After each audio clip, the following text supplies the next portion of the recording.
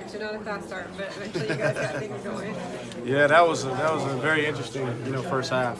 I think it started. We got to a 3rd and short, and we had an RPO called, and the quarterback chose to throw it, and he's got every right to throw it there. We just missed the throw, and then we come back on another short yardage, and we don't convert, and then we're just kind of out of sync. And then we try to get some stuff going in the running game, and obviously they were dead set on stopping the inside run, so it's going to take us a little bit of time, but we needed to get the game under control. They were giving us a lot of soft coverage, so we were going to take the easy throws. And then you saw in the second half they decided to take those throws away and were going to force us to run the ball. And we challenged our guys at halftime. I think we only had about 17 yards rushing, obviously because of the situation in the first half, and they came out and they responded. In that first half, it looked like everything that could go wrong did go wrong. Really, on both sides of the ball. What was y'all's message to the players at halftime? Just to settle in and be who we are and to respond. You got an opportunity to respond. You got the second half at 0-0. Biggest thing for us, offensively, was the challenge to make sure that we can establish the running game. We were able to do that first drive coming out, and it sparked the second half for us. And just things that are uncharacteristic of ourselves. We get a bad throw there by Trevor, and I know he makes that 9 out of 10 times. But we don't convert on short yardage. And then we had some 3rd and longs, and we had guys in place, and we dropped the ball. And that's uncharacteristic for our guys. Probably the most drops we've had all season. But they responded, made the plays when we needed to make plays. It's good to see DK come back, and he had an open touchdown. He drops, and he comes back on a similar play, and he makes the play. So the biggest thing was just to challenge them to, hey, let's have the heart of a champion. If we say we're a championship caliber team, then we got to respond that way in the second half. The running game in the first half, was that just stacking the box, or was that like a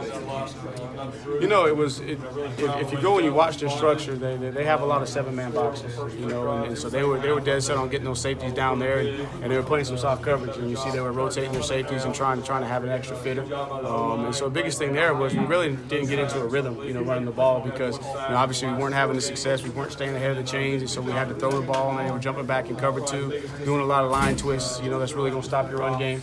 So it just took us a little bit of time to get settled in, and once we were able to commit to establishing the run, we had some success. Was it hard to keep Travis from getting too frustrated in that first half? Biggest thing with him, he's probably frustrated because he wasn't playing well.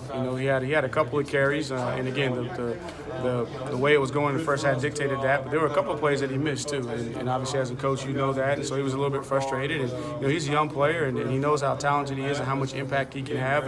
And the biggest thing is just to have him to understand that when you're not maybe doing everything you want to do with the ball in your hand, let's impact the game without the ball, and that's probably what he was frustrated in. Is that the first time you've seen him like that? I didn't see. I know there might have been a report. There was no discussion on the headset. The first I heard of it was afterwards, and I talked to him about it and addressed it. And he said, "Coach, I was just frustrated at myself because I wasn't playing well. He missed a play on a.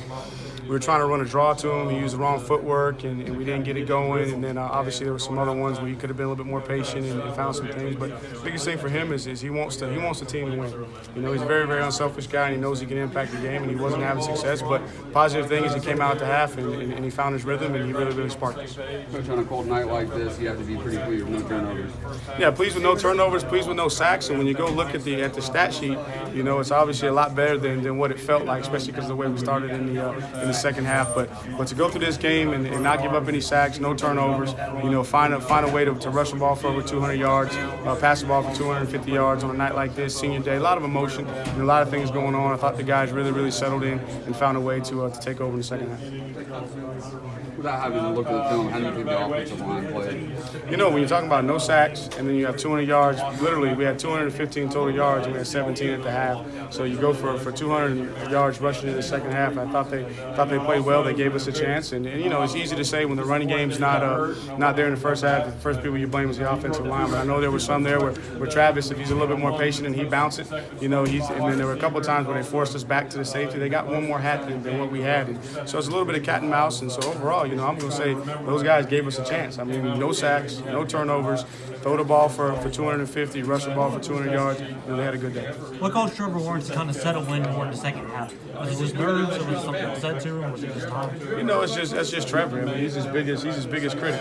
He's going to critique his performance. Before a lot of times he can correct it before he gets to the sideline and tell Coach Streeter what happened there. And the biggest thing there is he just missed a couple throws early. And once he settled in, and some of the plays in the second half, wasn't wasn't on him. He put the ball where it needed to be, and we dropped the ball. So the biggest thing was just to tell those guys to settle down, you know, and if we want to be a championship team, then we got to come out and we got to do it in the second half, and everybody settled in, you know, found a way to get off to a fast start, and we were able to put together, you know, 3 straight drives where we scored points and got the game under control.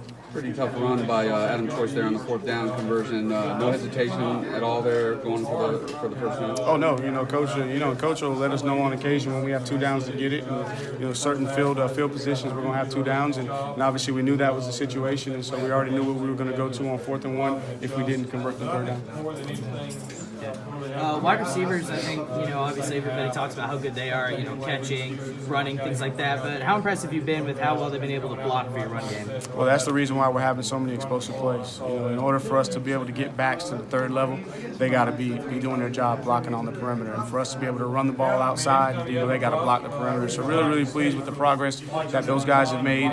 And part of their job, just like any other job, is to be a complete player. So they're really taking pride in being a complete player, and that's what gives us the explosive runs in the run game. Tony, the drops that Travis has had, does he struggle with that in practice too? Is that just something that's kind of carried over to the games? You know, I mean, he's a guy that's still working and growing and developing as a pass catcher. You got to go back and look at the system he played in high school. A lot of it was pitches and not a lot of you know, balls out the backfield. And biggest thing for him is he's got natural, you know, ball skills. He just has to be patient. A lot of times he's trying to run, you know, before he's already thinking about the move he's going to make. He's trying to beat the safety before he has the ball in his hands. So we just got to continue to work on it. He's just got to continue to grow and push through it. And you know, he's pretty consistent in practice. He has his balls that he drops in practice, and so it's also reflected in the game the same way. Just the drops in general tonight. You know, that was uncharacteristic of